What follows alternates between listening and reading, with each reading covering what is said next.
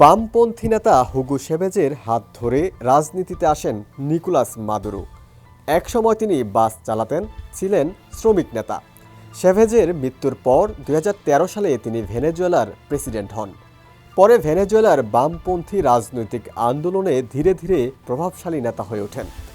এক পর্যায়ে মাথা ব্যথার কারণ হয়ে ওঠেন আটলান্টিক মহাসাগরের পশ্চিম পারে অবস্থিত প্রতিবেশী যুক্তরাষ্ট্রের। বন্ধু হওয়ার পরিবর্তে শত্রুতায় জড়িয়ে পড়ে দেশ দুটি।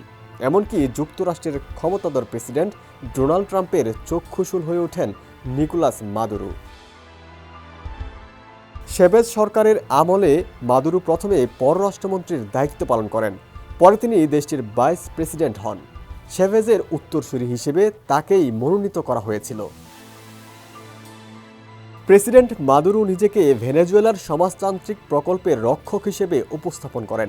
তিনি যুক্তরাষ্ট্রের কড়া সমালোচক এবং বারবার অভিযোগ করে আসছেন ওয়াশিংটন তার সরকারকে অস্থিতিশীল করতে অভ্যুত্থান চেষ্টা, অর্থনৈতিক নাশকতা ও নিষেধাজ্ঞার পেছনে রয়েছে। তবে পশ্চিমা দেশগুলো ও ভেনেজুয়েলার বিরোধী দলগুলো মাদুরোর বিরুদ্ধে কর্তৃত্ববাদী শাসন, গণতান্ত্রিক প্রতিষ্ঠান দুর্বল করা এবং নির্বাচন প্রক্রিয়ায় কারচুপির অভিযোগ তুলেছে। এসব অভিযোগ তিনি বরাবরই অস্বীকার করে আসছেন। 2018 সালের রাষ্ট্রপতি নির্বাচনে মাদুরো নিজেকে বিজয়ী ঘোষণা করেন।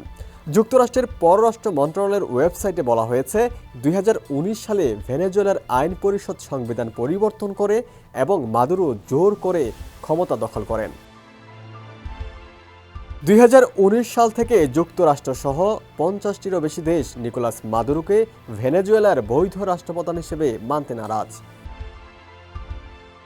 2024 সালের জুলাইয়ে ভেনেজুয়েলার রাষ্ট্রপতি নির্বাচন অনুষ্ঠিত হয়। এই নির্বাচনেও ক্ষমতা ধরে রাখেন মাদুরো। নির্বাচনে বিরোধীরা দাবি করছিল তাদের প্রার্থী এডমুন্ডো গঞ্জালেস বিপুল ভোটে জিতেছেন, কিন্তু নির্বাচন কমিশন মাদুরোকেই বিজয়ী ঘোষণা করে। যুক্তরাষ্ট্রসহ অনেক দেশ এই নির্বাচন মেনে নেয়নি। তারা গঞ্জালেসকেই নির্বাচিত প্রেসিডেন্ট হিসেবে স্বীকৃতি দেয়, কিন্তু সেনাবাহিনী ও পুলিশ মাদুরোর হাতে থাকায় তিনি ক্ষমতা ছাড়েননি। ওদিকে গ্রেপ্তারের ভয়ে গঞ্জালেস দেশ ছেড়ে পালিয়েছিলেন। যুক্তরাষ্ট্রের অভিযোগ, মাদুরো তার দেশের জেলখানা আর পাগলাগারদ খালি করে অপরাধীদের আমেরিকায় পাঠিয়ে দিচ্ছেন। আরেকটা কারণ হলো মাদক। ট্রাম্প ফেন্টানিল ও কোকেনের প্রবেশ ঠেকাতে চান। তিনি ভেনেজুয়েলার দুটি অপরাধী দলকে সন্ত্রাসী ঘোষণা করেছেন। তার দাবি, এর একটি নেতা খোদ মাদুরো। মাদুরো অবশ্য এসব অস্বীকার করে বলেন, আমেরিকা মাদক যুদ্ধের বাহানায় আসলে আমাকে সরিয়ে ভেনেজুয়েলার তেলের খনি দখল করতে চায়। ডেস্ক রিপোর্ট, সমকাল।